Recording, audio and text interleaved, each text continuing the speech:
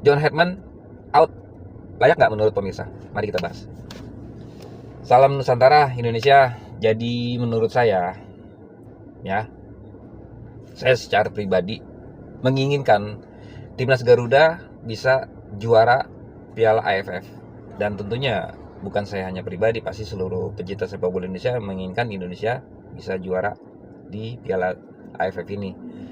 King Indo, Indonesia sudah next level, beda level dengan tim sepak bola negara-negara yang ada di ASEAN. Jadi wajar kalau sekiranya banyak pecinta sepak bola Indonesia menginginkan Indonesia bisa menjuari Piala AFF sebagai ajang pembuktian bahwa oke, betul bahwa Indonesia is the next level dan bukan lagi levelnya negara-negara ASEAN, ya enggak?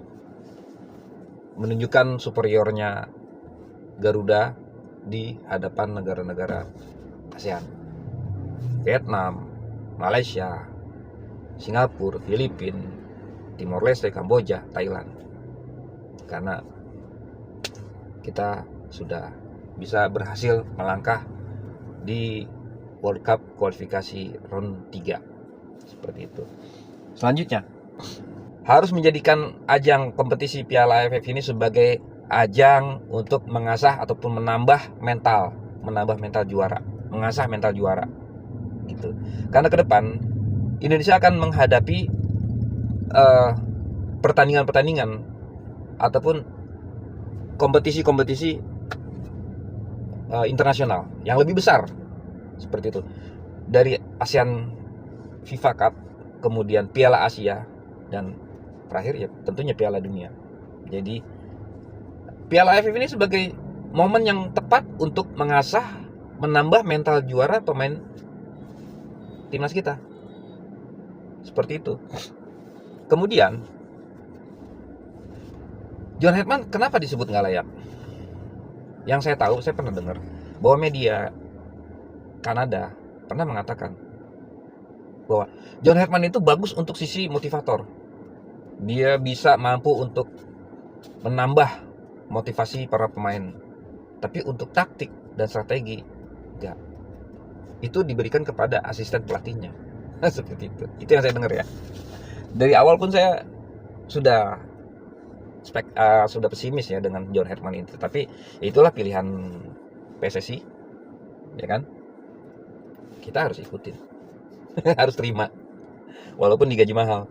Selanjutnya, kenapa juga harus menambah mental untuk para pemain? Karena ingat, kalian pasti tahu lah ya bahwa Asia mengerucut ke ASEAN itu banyak mafianya.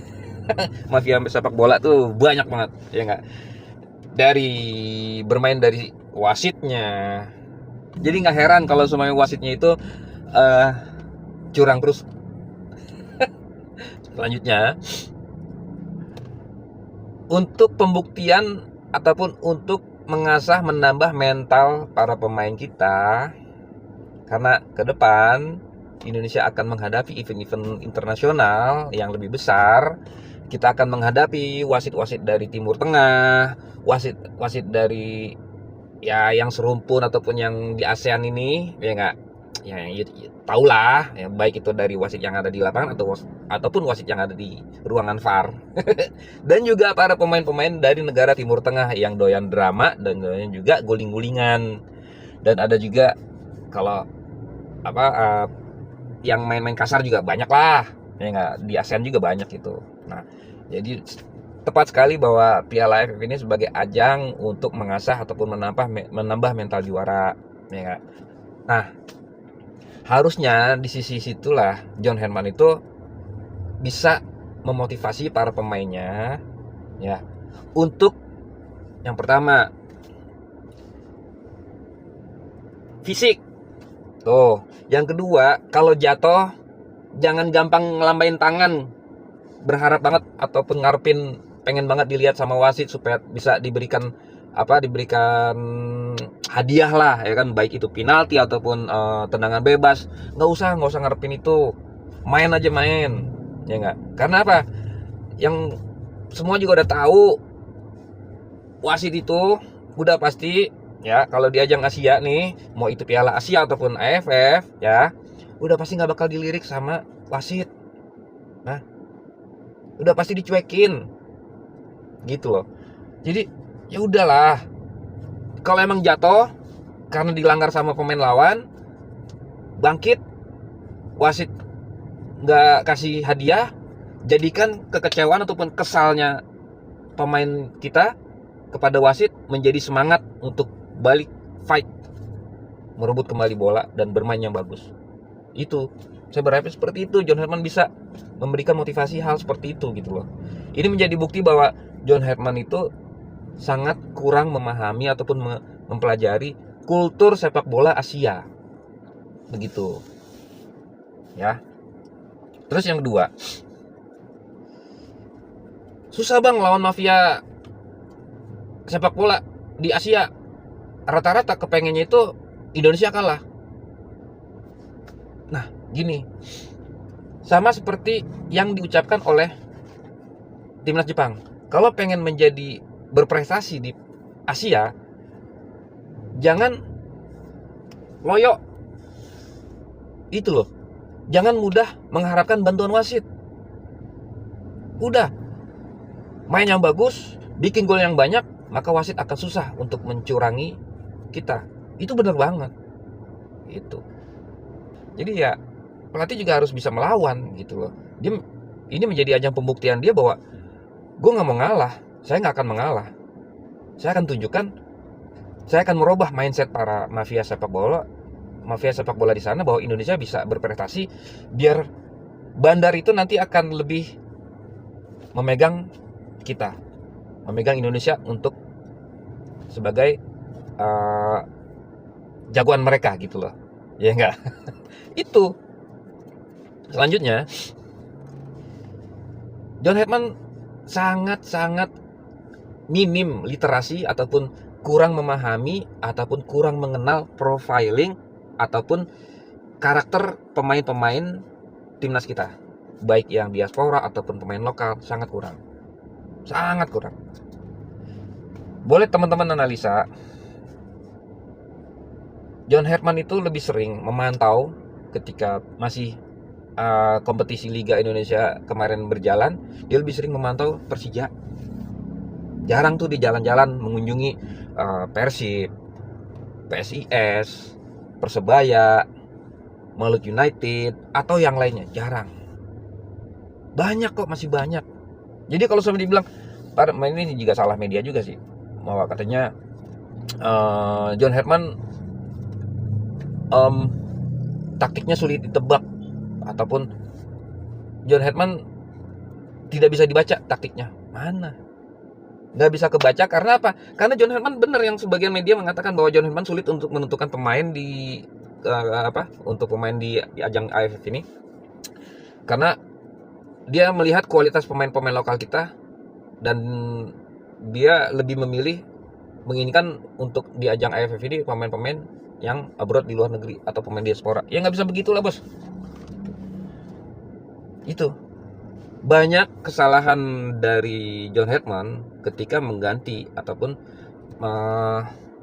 pergantian pemain itu nggak sesuai dengan karakter dari pemain tersebut yang dibutuhkan pada saat timnas kita mengalami kejadian tertentu. Itu salah, banyak yang salahnya, gitu. Kayak contoh semalam, sebenarnya saya nggak mau bahas pertandingan hasil Indonesia melawan Singapura ya.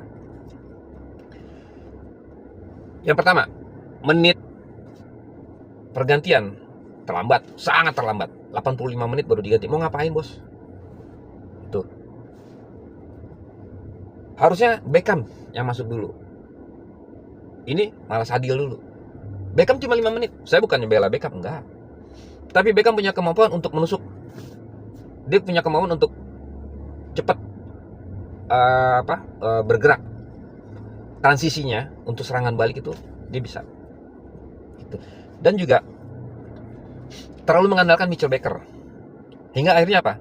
Strategi dari serangan Indonesia lebih banyak crossing. Mau ngapain bos? Apa bedanya dengan pelatih yang sebelumnya ngandelin crossing? Adalah satu pelatih lokal yang doyan banget crossing, ya nggak, ngandelin Mitchell Baker. Sedangkan yang saya ketahui, Indonesia itu kalau udah bermain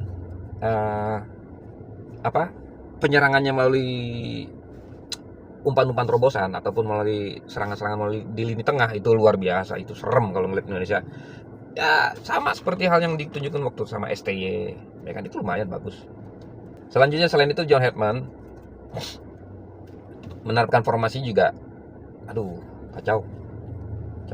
Udahlah, saya nggak mau terlalu banyak bicara mengenai strategi ataupun, karena saya juga bukan pelatih, tapi setidaknya banyak penonton ya punya akal, punya otak, ya bisa menyimpulkan.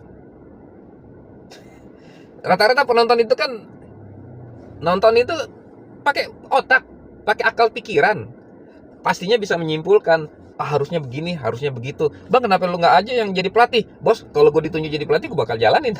Tapi kan gue nggak ditunjuk, ya kan? Itu kalimat-kalimat yang basi lah gitu loh. Biarin aja dia, kan dia yang ngelatih bukan lo, Bang. Kalau itu ya lo aja yang jadi pelatih. Udahlah, nggak usah dibahas kayak gitu.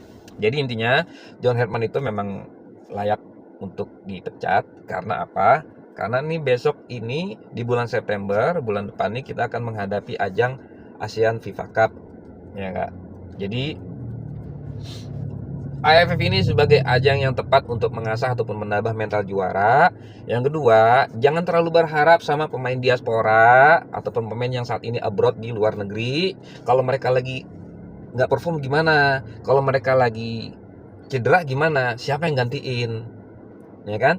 Jadi ya udah, dengan materi pemain yang ada saat ini adalah sebagai ajang pembuktian untuk John Hetman mengenal lebih dalam kualitas pemain-pemainnya dia, untuk menunjukkan kualitas dirinya dia juga sebagai pelatih. Karena kita udah bayar mahal loh, ya.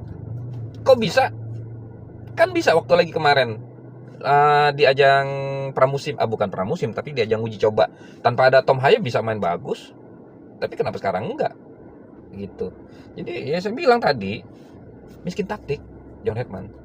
Dah, nggak ada lagi yang lain, miskin taktik.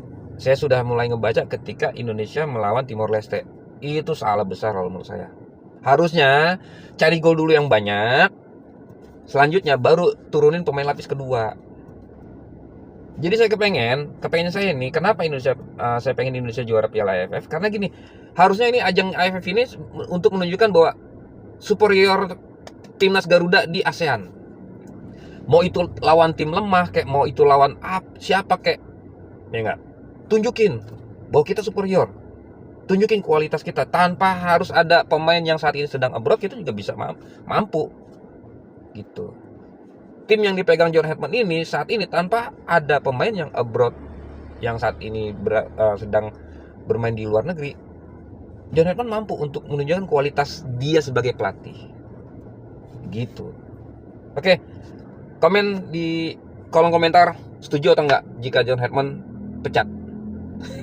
Ciao.